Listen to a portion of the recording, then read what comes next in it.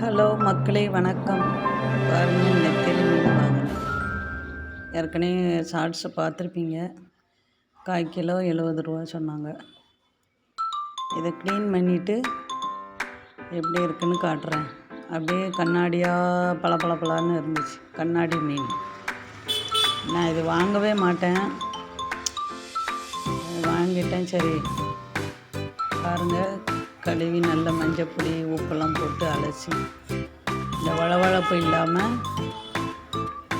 சூப்பராக கழுவி வச்சாச்சு. இப்போ அது பொரிக்க தேவையானது வத்தப்பொடி, கரம் மசாலா பொடி, மஞ்சப்பொடி, மிளகு பொடி, வத்தப்பொடி, மிளகு பொடி, கரம் மசாலா பொடி, மஞ்சப்பொடி, அரிசி மாவு, கார்ன்ஃப்ளவர் மாவு, ஜீரகப்பொடி, உப்பு,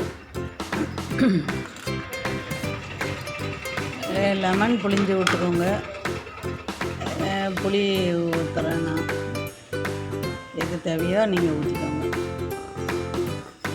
நல்லா இதில் ஒரு ஸ்பூன் எண்ணெய் ஊற்றி இந்த புளி தண்ணி ஊற்றினேன்னா அப்படியே அந்த எண்ணெயை ஊற்றி தேவைப்பட்டால் எனக்கு கொஞ்சம் தண்ணி ஊற்றிக்கோங்க.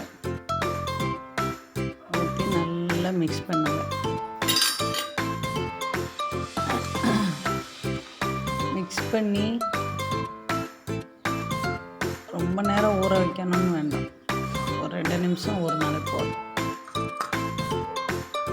2-3 நிமிஷம் ஊற வைங்க.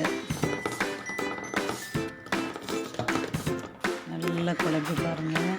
கொஞ்சம் தண்ணி ஊற்றிக்கிட்டேன். புளி தண்ணியினால் கொஞ்சம் நல்லா ஊற வச்சுட்டு பொரிக்கிறதுக்கு எல்லாம் ரெடி பண்ணி வச்சு பாருங்கள். உப்பு போட மறந்துட்டேன், இப்போ தான் உப்பு போடுறேன்.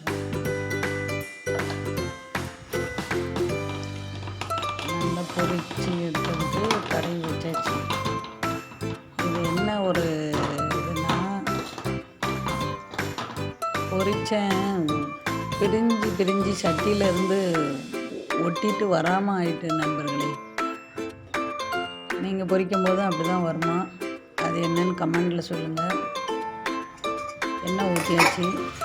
ஊற வச்ச மீன் எடுத்து அதில் போட போகிறோம்.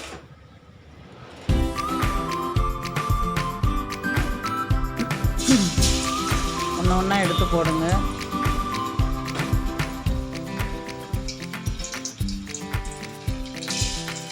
அது நடுவில் உள்ள முள்ளை எடுத்துக்கோங்க, அப்போ தான் வெடிக்காது.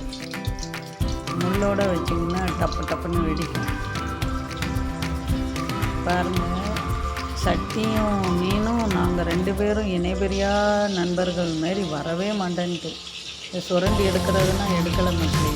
எனக்கு மூஞ்சில் தெரிச்சிருமோன்னு பையன், அதனால் கேமரா எடுப்போம். பாருங்கள், பிஞ்சு நெஞ்சு செல்லியாக நொறுக்கிட்டீங்களாடா. அந்த மாதிரி நொறுங்கி போச்சு.